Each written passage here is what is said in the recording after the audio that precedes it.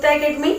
और आज मैं फिर से प्रेजेंट हूँ आपके सामने एक बहुत ही इंपॉर्टेंट टॉपिक के साथ। और आज का मेरा टॉपिक है एडजेक्टिव।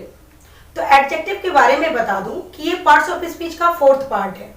इससे पहले मैंने तीनों पार्ट पे यानी पार्ट्स ऑफ स्पीच के 3rd पार्ट पे मैंने वीडियो अपलोड कर रखी है।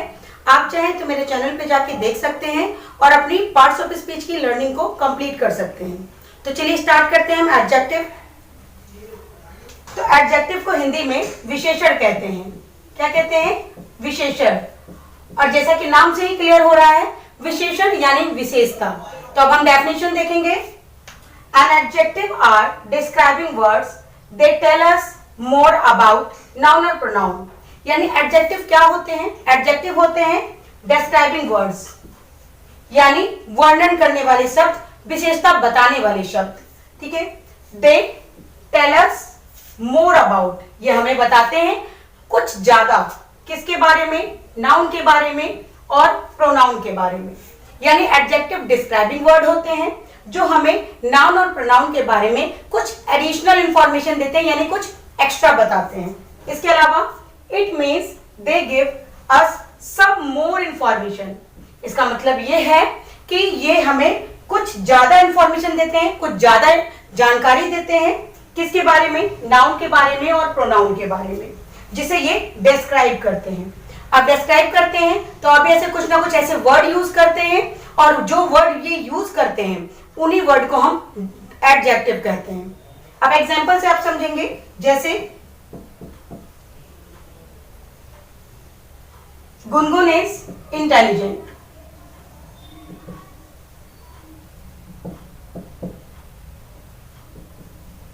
I have a blue pen. Ritu has black hair. अब देखिए, जैसा कि मैंने बताया एडजेक्टिव क्या होते हैं? नाउन और प्रोनाउन की विशेषता बताने वाले शब्द।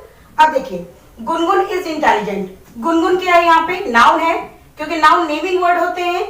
तो गुनगुन नाउन है और नाउन गुनगुन की क्या विशेषता है कि वो इंटेलिजेंट है।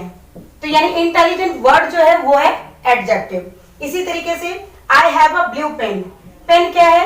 नाउन है, और इसको डिस्क्राइब क्या कर रहा है? ब्लू कर रहा है, यानी ये एडजेक्टिव है। यानी मेरे पास ब्लू पेन है, तो पेन है और पेन कैसा है? तो ब्लू है। ये बताने का कुछ पेन के बारे में कुछ एक्स्ट्रा इंफॉर्मेशन हमें कौन सा वर्ड दे रहा है? ब्लू दे रहा है। तो ये हो गया एडजेक्टिव। नेक्स्ट देखिए, Ritu has black hair. Hair क्या है? नाउन है,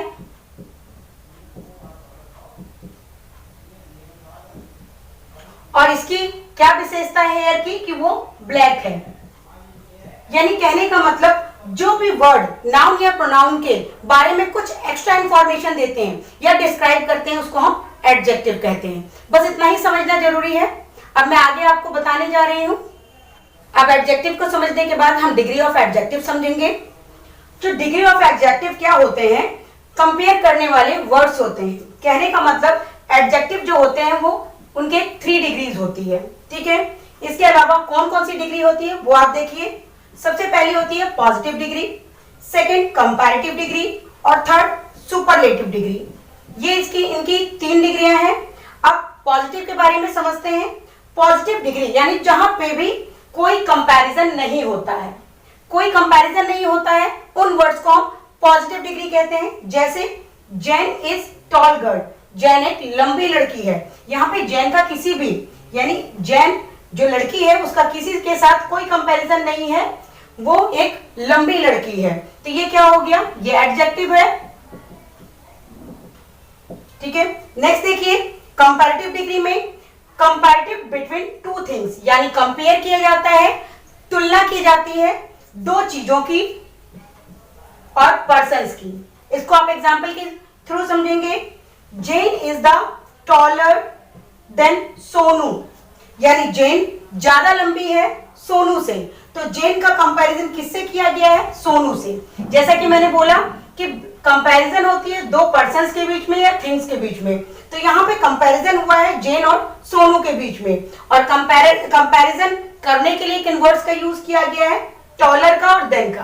कहने का मतलब जो कंपैरेटिव डिग्री होता है उसमें देन वर्ड जरूर आता है। इसके अलावा पॉजिटिव डिग्री के साथ ER वर्ड को ऐड किया जाता है। इस चीज को हमें बहुत अच्छी तरीके से समझना है। नेक्स्ट देखेंगे सुपरलेटिव डिग्री। सुपरलेटिव डिग्री में क्या होता है? Comparison between more than two things or person, यानी सुपरलेटिव डिग्री में दो चीजों से ज्यादा चीजों के बीच तुलना की जाती है।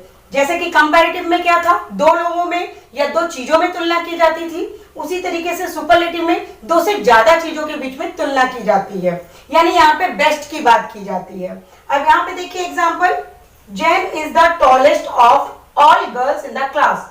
अब देखिए जैन के बारे में बताया गया है कि वो सारी लड़कियों में सबसे लंबी है।